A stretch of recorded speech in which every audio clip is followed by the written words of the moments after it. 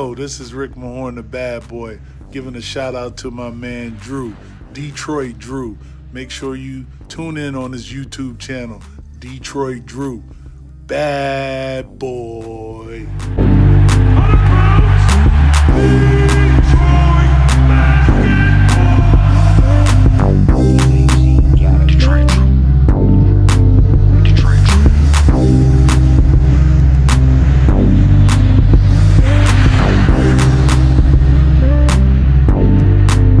Yo, peeps, how's it going, man? Glad to be back in business, man. Now, with all these new additions, new players, a whole bunch of signing trades and free agents and draft picks, I'm going to go through and break them all down and tell you what they bring to the table. So it's going to be fun and exciting. We're going to start with the big one today, Jerami Grant. But before we break his stuff down for you, one more time, thank you again for 4K.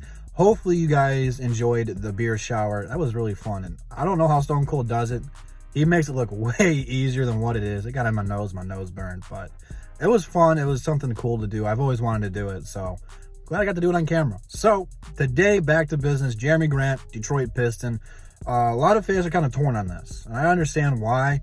It's a big contract, but trust me, you guys are going to love this guy. He's a Detroiter. Not from Detroit, but he's got the mindset. He's already in the gym, working out, rocking with the Pistons gear, after one day after officially being a Detroit Piston. This is what I want. And I know this is what Troy Weaver wants. Troy Weaver wants hard-working guys who play defense and can space the floor and do a little bit of everything. And guess what? Jerami Grant checks every single box Troy Weaver looks for. He's athletic. He's a hard worker. He doesn't take games off or plays off. He's going to be in the gym anytime you ask him. And sometimes when you say, hey, take a day off, he's still going to go in there. Grant has a real opportunity to make a name for himself. This could be one of his career years, and I'm not just hyping him up. Trust me, this guy's really fun to watch, and everywhere he's gone in his career, OKC or Denver, he hasn't been a primary option at all. Really a secondary. He's kind of been like the third wheel, and he's still been really efficient and really good in that third role. And maybe that's all he is. I don't know. This is just his opportunity right now to tell people, hey, I'm more than just a third option. I'm a number two, or hell, maybe I'm a number one. I don't want to go number one yet, but he could complement Blake and Derrick Rose really, really well. You know, if worst case scenario, he would be a third option. Whatever it is, he is a huge upgrade over Tony Snell. And I can tell you that. This guy is really fun to watch. You guys, you don't understand. Like, he's a great on-ball defender, both in the perimeter. He's got quick hands and quick reaction time, so he's getting the passing lane. There was a play that Bravo showed me from Denver last year. I don't want to hype it up too much, but Plumlee got the block, pushed it in transition, found Grant, and Grant put a guy in the poster with it and won. This is what we're bringing to the table. I think Troy wants to get into transition, get some turnovers, and get some dunks, get some layups, get some and ones, push it, be a young, fast-paced team.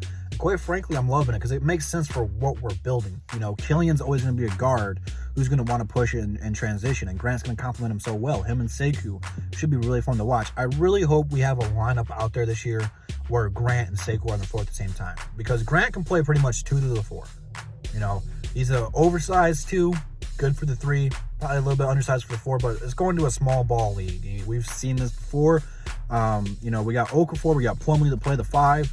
I don't know if Blake will play the 5 this year, but Grant's a guy that we can plug into several different lineups for several different reasons at different positions. So he's very versatile, very versatile. So he's going to be our Swiss Army knife. So one night he might be starting at the 2, the next he might be at the 4, and the next game he might be at the 3. He's going to be bouncing all over the place. And I really think we've assembled a roster where we don't know our starting 5. Like, we're very, very deep. We might not be good, but we have guys that can play and are going to play hard. And quite frankly, that's all I'm looking for, man. I just want a team that competes. And I love Grant for the sole purpose of he plays defense. What have I been saying ever since I've been on YouTube? Detroit is the one city that should have a built-in, what's what I'm looking for? Not tradition, but, you know, calling card. That we play defense. All of our teams have, except for the Lions. You know, that's what we should be built on. And Grant's going to help establish that. Again, I don't know where this is going to be leading. I don't know if we're going to be looking to flip him here in a year or two. I don't know for all that. But for year one, I'm going to relax and enjoy it. I'm not really going into this season thinking we're going to be a playoff team. I don't think we're going to be bad enough to get the number 1 overall pick. But again, with the lottery, anything can happen. I think that Troy wants this team to compete. I do think we are talented enough to make the playoffs. It's all about health. You know, the thing I like about Grant, he's pretty healthy too. So he does a great job of spacing the floor. The one thing I read an article about was Grant's time in Denver is how he went to the right side of the court. And he's going to work great with Blake Griffin because Blake primarily opposites on the other end of the court, on the left side. So floor spacing is going to be there. When you want Blake posting up, teams have to double Blake Griffin down there, because if not, it's going to be an easy bucket for him. So Grant's a good enough shooter. You can't leave him open. You can't play off him. You got to stay on to him. But the thing that helps him out so well is the other teams he played on, like when he played in OKC, you can't double off of Westbrook. You can't double off of Paul George. So when they had the ball, he was usually open because teams had to stop the other two players. Same kind of thing in Denver. You had to double Murray. You had to double Jokic. So there's a couple different reasons for him coming here. I really think Troy Weaver liked him in OKC and wanted to bring some people he's familiar with here. But the thing that I have to tip my hat off to Troy Weaver is he's calling everybody. He's not just sticking with OKC guys. He's calling everybody. He's made deals with everybody and their mothers too. So Troy's been dealing them. He's been wheeling them.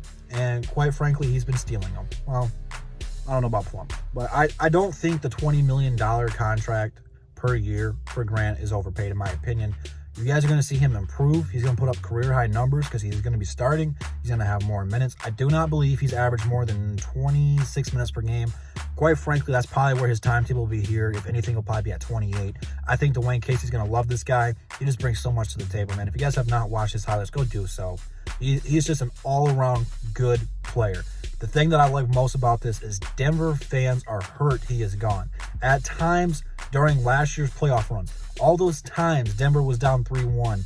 The reason they were able to come back is because when Murray and the Joker weren't really doing it, Grant helped carry them. It was like a team effort. It wasn't just Grant, it wasn't just Joker, and it wasn't just Murray. Even when Murray was going on for 50, Grant helped out a ton.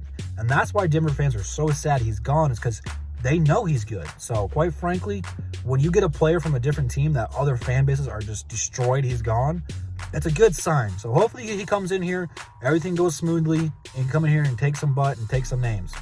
Wait, you know what I mean. But yeah, man, let me know what you guys think about Grant down below in the comments, man. I'm a fan of it. But we're going to go through and break all the rest of these down in due time. It might take me a week or two because that's how many new guys we have on this team. So I'm ready for next year. I believe training camps and stuff for the Pistons start in December 1st. So basketball season has returned, ladies and gentlemen. They cannot get here fast enough. I have been itching for some Detroit basketball.